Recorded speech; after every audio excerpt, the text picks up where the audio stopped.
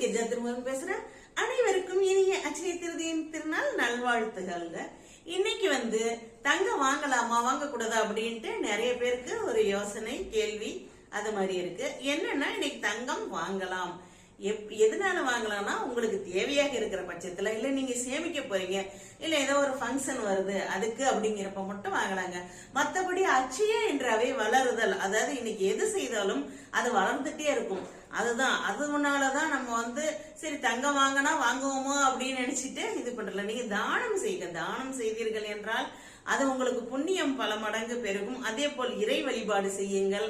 இது மாதிரியான நல்ல விஷயங்களை செய்தல் தான் மிகுந்த நலம். தங்கம் அவசியம் இருந்தால் மட்டும் நீங்க வாங்கலாம்.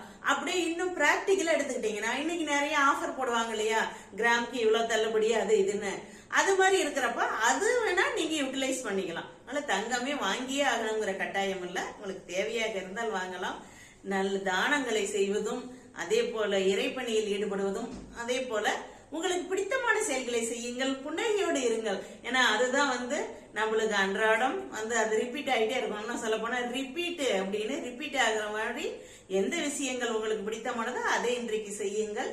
நல்லதையே நினையுங்கள், நல்லதே நடக்கும். நன்றி.